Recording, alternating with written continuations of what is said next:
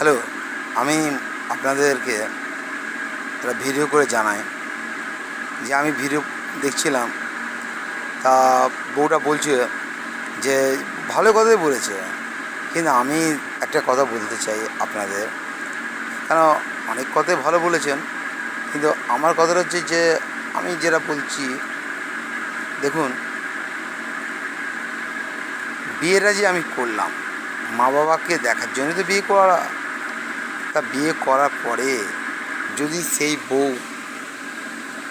দুটো বাচ্চা রেখে ছেড়ে চলে যায় তার মা বাবার কথা শুনে, তাহলে তাহলে সেখানে স্বামীর কী করার আছে?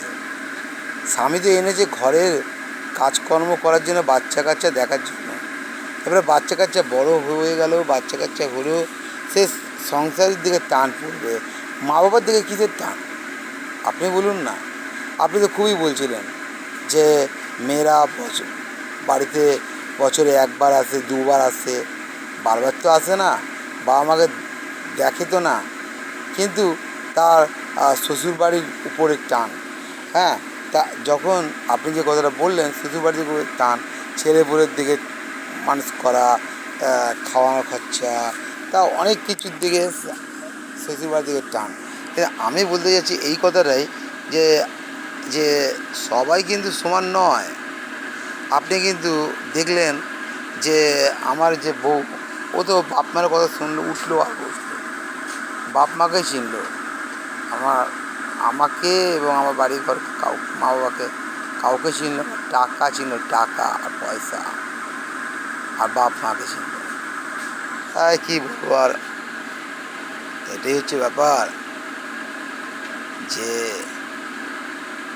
বিয়ে করলেও, ছেলে মেয়ে বড়ো হয়ে গেলেও, যে ওটা আমার বউ, ও ও কোথাও যাবে না বা ওর ইজ্জত বজায় রাখবে, সব বাজে কথা। বড় বড় ছেলের মা হয়েও সে ছেড়ে চলে যাচ্ছে অন্য কারোর পরপুরুষের কাছে। কেন যাচ্ছে? কেন যাচ্ছে? তার স্বামীর টাকা পয়সা লুট করে, তাকে অবহেলা করে, তার বাচ্চা কাচ্চাকে ফেলে ছেড়ে দিয়ে চলে যাওয়া, এটা কি এটা কি ঠিক? আমরা এটুকু জানি যে মা বাবা আমাদের জন্ম দিয়েছে, আমার মা বাবা আমাদের কোলে কোলে নিয়ে ঘুরে বেড়াতো। কিন্তু আমি যতটুকু জানি মা বাবা এরকম কাজ কখনো করে না। কিন্তু এ তো গণ্ডগোল হয়ে যায়, যা নিয়ে পরে যখন বিয়ে করা হয় বউ ছেড়ে চলে যায়। এটাই তো নিয়ম ভাই। আমার ঘটনাটাই আপনি বললেন, কিন্তু সব মেয়েরা সমান নয়, অনেক কম আছে। কিন্তু আপনারা যারা ছেলে হোক, যারা দেখছেন যে বাড়ির বউরা বা যারা দেখছেন, তাদের কাছে আমি একটাই কথা বলি যে দেখুন, দিদিরা, বৌদিরা, বোনরা, যাই ভাইরা, যাই হোক সবাইকে আমি বলি যে আপনারা সংসার করতে এসছেন, স্বামীর কাজে থাকুন, স্বামীকে ছেড়ে চলে যাওয়াবেন না। আগে ছেলেপুলেকে মানুষ করুন, বড় করুন। আজ গরিব আছেন তো কী আছে, ছেলেপুলেরা বড় হলে আপনাদের ঠিকই দেখবে।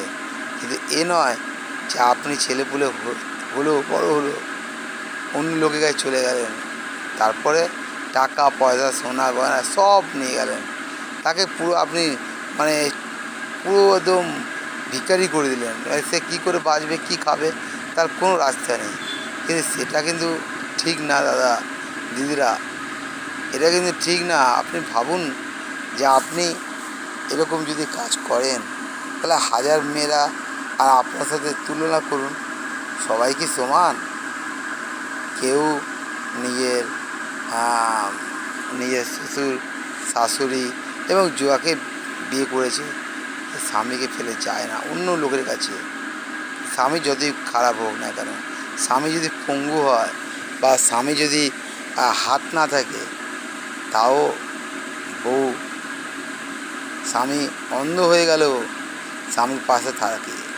কেন, আমাদের পাড়ায় একটা আছে মহাদেবদা, সে সে পড়ে গিয়ে তার কোমর ভেঙে গেল, সে উঠতে পারছে না, বুঝতে পারছে না, তাও অপারেশন করে তাও তো ঠিক হলো না। কিন্তু ওর বউ ওর পাশে আছে। তাই বলি, সবাই সমান নয়, সবাই সমান নয়। সবাই যদি সমান থাকতো তাহলে পৃথিবীটা বদলে যেত। তাই আপনি যেটা বলছেন সেটা ঠিক না। আপনি বলছেন যেটা, আপনি নিজেই যাচাই করুন যে সবাই যদি সমান হতো তাহলে পৃথিবীটা বদলে যেত। ঠিক আছে, যদি আপনাদের ভালো লাগে আপনারা আমাকে লাইক এবং শেয়ার করে আমার পাশে থাকবেন, আমাদেরকে একটু জোর দেবেন যে আমরা আপনাদের কাছে ভালো ভালো আরও অনেক, আমরা নাইট ডিউটি করছি তো। যাই হোক, ভালো থাকুন, রাখছি।